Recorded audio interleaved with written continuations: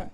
And let's move on to our next conversation, which is the significance of this day. Nigeria comes together to celebrate Armed Forces Remembrance Day, a day set aside to honor the courage, dedication, and sacrifices of our men and women in uniform.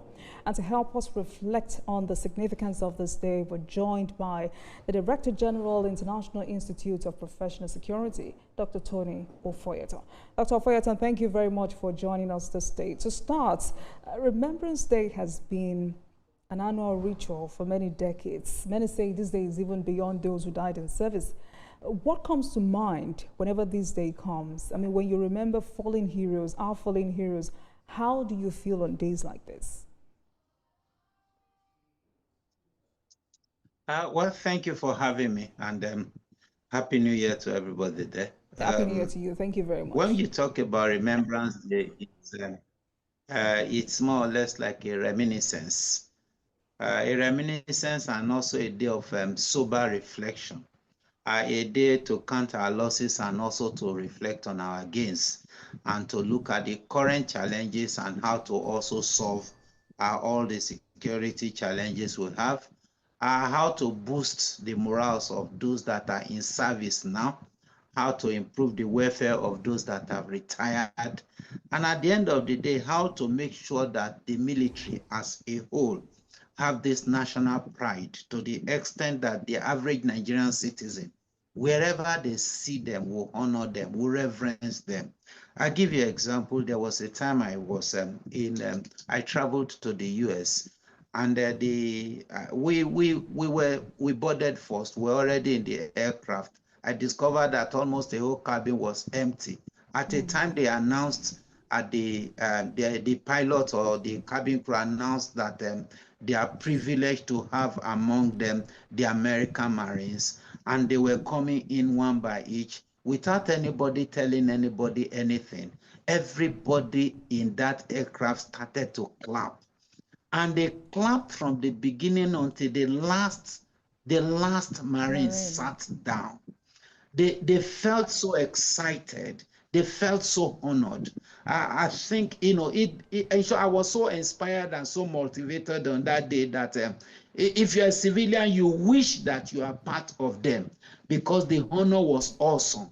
Now, we look forward to a society where, apart from the government, the citizen itself will understand that, having Jesus Christ died for our sins, the next people that are dying for us are the military.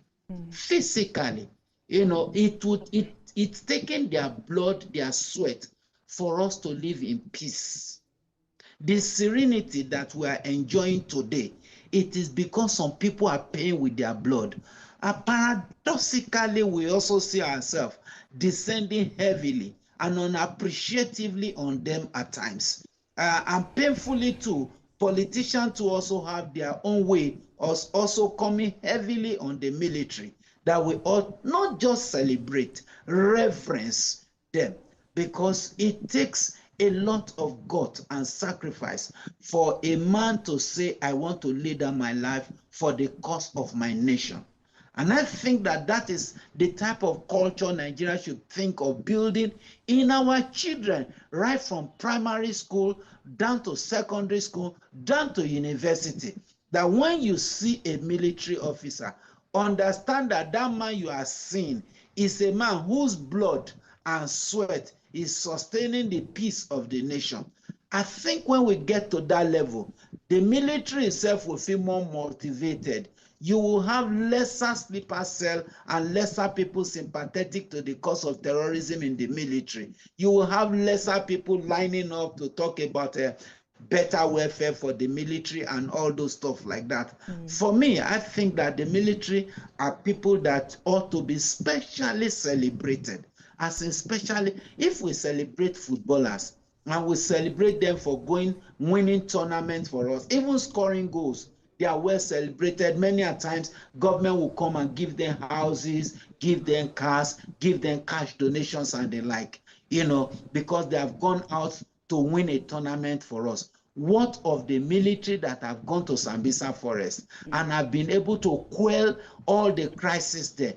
What of our boys in Benue? What of our boys in Plateau? What of our boys that are all over the country trying to maintain peace? Even when the devil is trying to strike, they stand firmly against all those that have the heart of the devil against the nation.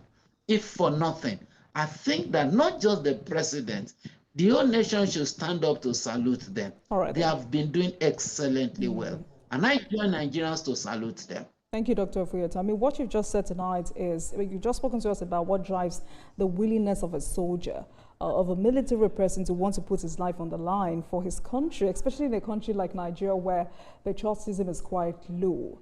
You've just talked to us about what it takes to, truly defend Nigeria's integrity. And sadly, civilians do not fully understand this responsibility.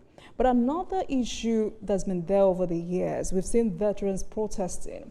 And it's quite shameful for me that people who sacrificed so much to hold this country together promise their entitlement, but government goes back on its words. Has anything changed since this administration took over power?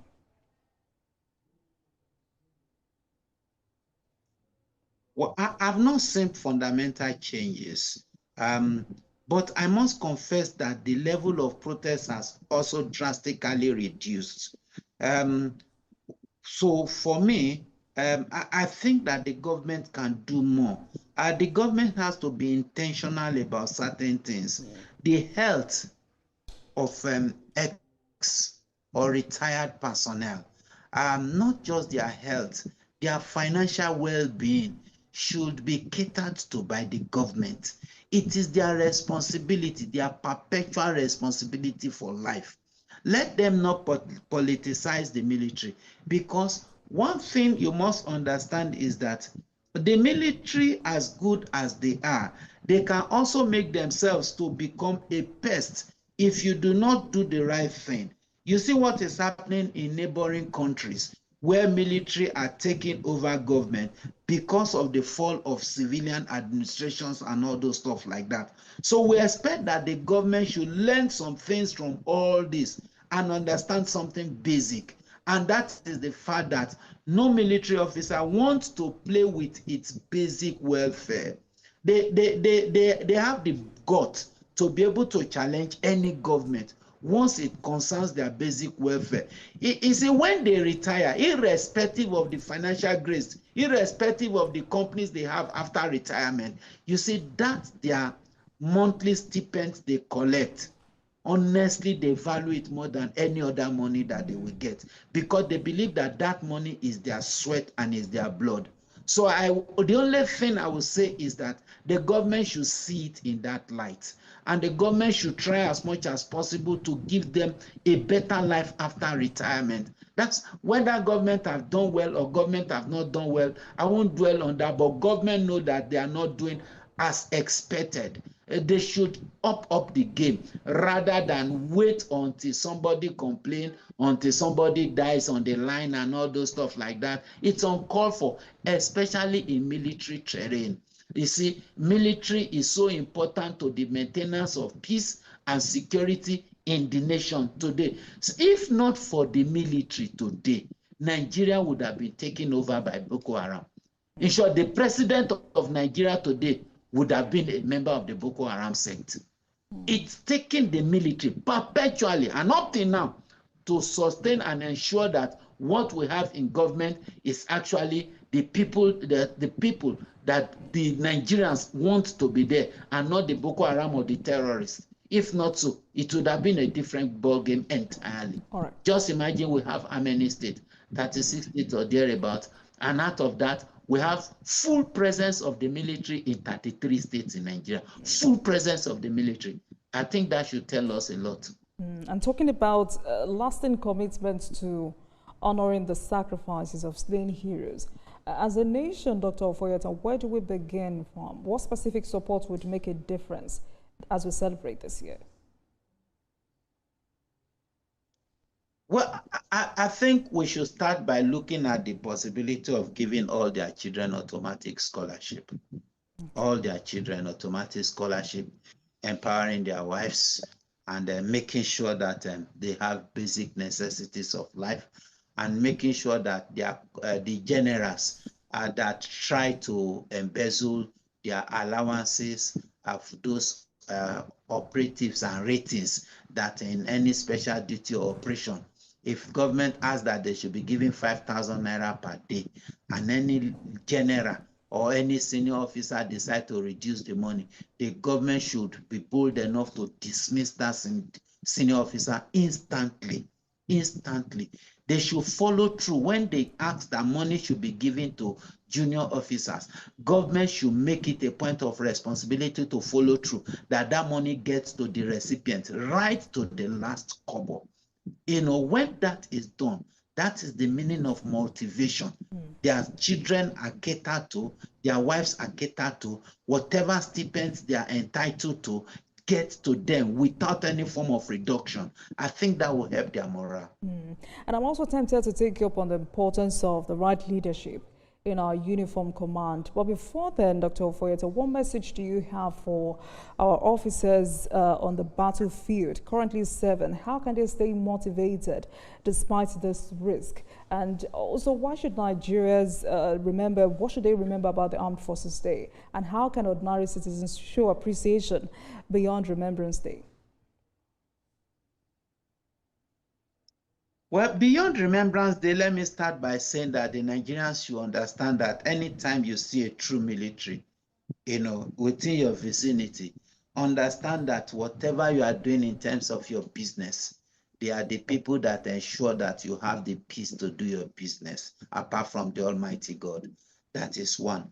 For those that are on the field, they should also understand that their blood is not wasted. Because if they allow the terrorists to take over the country, their wives, their children, their family members are going to be victims.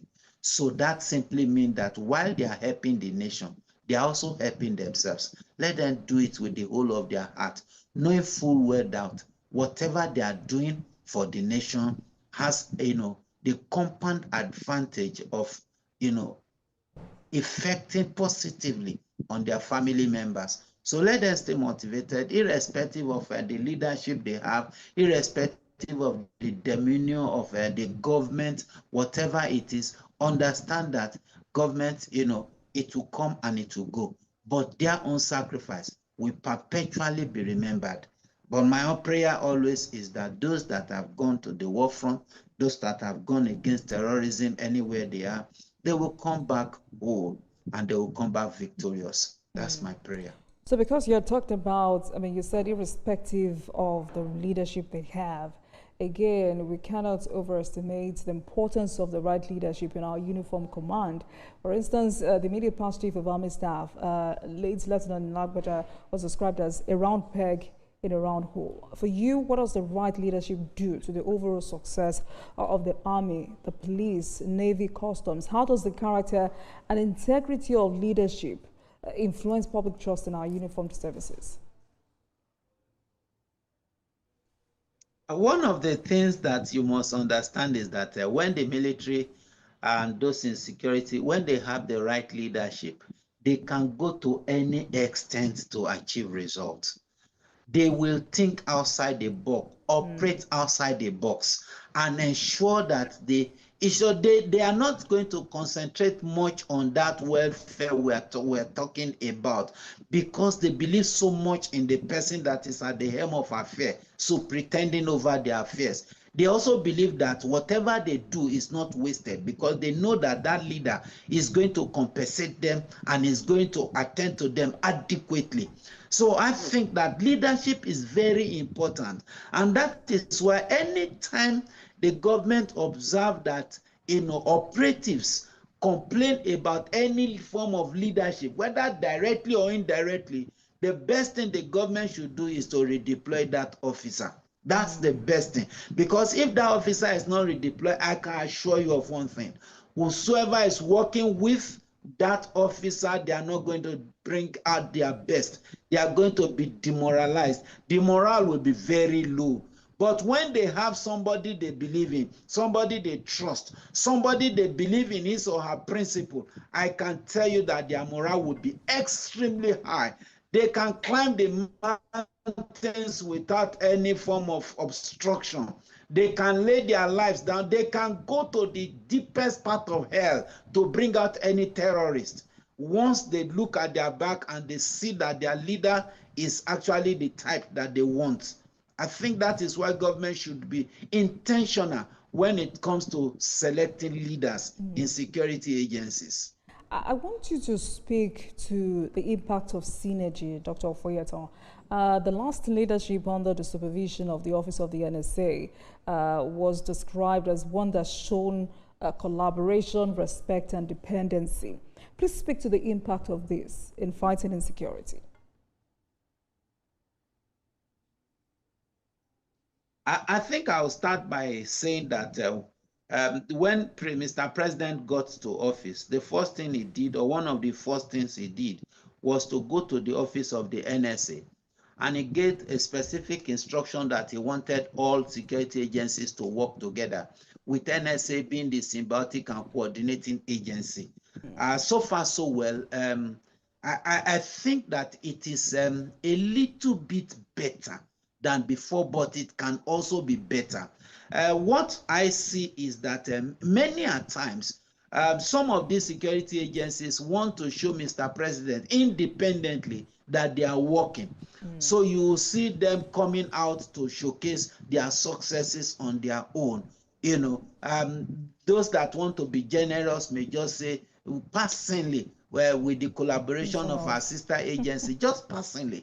But I expect that it should be more than that. There should be intelligence sharing. We've had instances where DSS have come to the public to say, we gave police intelligence, police did not use it, and the police will come to the public to say that, no, we did not get such intelligence and all those stuff like that. We had those such back and forth, right and wrong. No, we've had situation where the military will come to say, we've been able to apprehend certain set of people that ordinarily should not be things that the military should be displaying in public because they are not directly in their jurisdiction, so to say. It should have been other agencies. And we see situation where even the NSA itself had come out publicly to be doing what a normal PRO should be doing. So you see that when you look at all those discordances and discoordinated approaches, I think it simply means that they have to sit down and synergize whatever they want to do, especially as it relates to counter-terrorism in this country. I expect that by now we should just have a singular voice. I expect that by now we should just have a central control and a central command system of all security agencies, and let it just be one person that is talking on behalf of all of them. Not army is talking, police is talking, navy is talking, air force is talking, and all those stuff like that, because you are fighting a common cause against a common enemy. So that is what I expect by now. If we are able to have such a situation where it is just one spokesperson for all of them, things will be different. But now you have all of them, they have their individual spokespersons. So this one will come to the public so that everybody will see that they are working. Mr. President will also see that they are working. To me, it looks like the approach of the defense of pot of soup. Interesting. And Dr. Ofoyeton, because of the significance of this day, I'm bothered about civil-military relationships.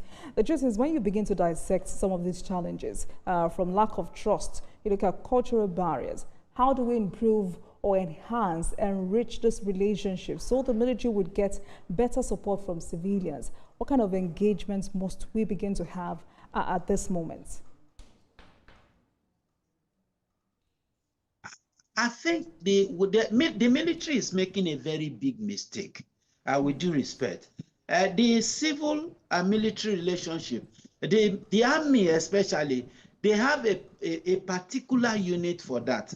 I've been privileged to be in that office, and I can tell you one thing. They are doing excellently well, and I repeat, excellently well when it comes to community relation. Their social corporate responsibility is awesome. In some places, they built hospitals. In some places, they built town halls and all those stuff like that in many villages and towns. But why did I say they are not doing well? They are not bringing this thing to public clear Okay. Maybe, I don't know, it's either the PRO or the spokesperson, whosoever is responsible, is not pushing all these achievements and successes of the military to the public. And another thing that I think that they are not also getting right is when a military bullies a civilian, the military should make the discipline in such a manner that the civilian is convinced that he has gotten justice. Okay. Not that you will just pamper, just beg the civilian to go. You go to the orderly room or court martial and discipline that military officer. The civilian did not know what you have done. You have done well by disciplining the military officer for bullying a civilian. But because that civilian is not aware, he still feels that he has not gotten justice.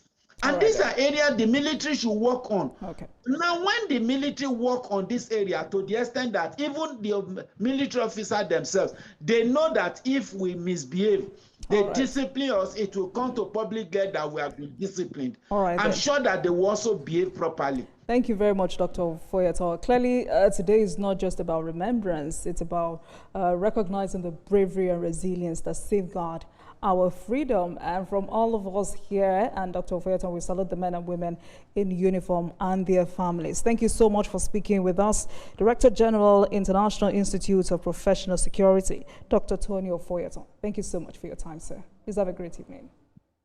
Thank you for having me, and a happy Remembrance Day. Thank you very much for watching, everyone. That's a package. I'll see you again tomorrow. Good night, everyone.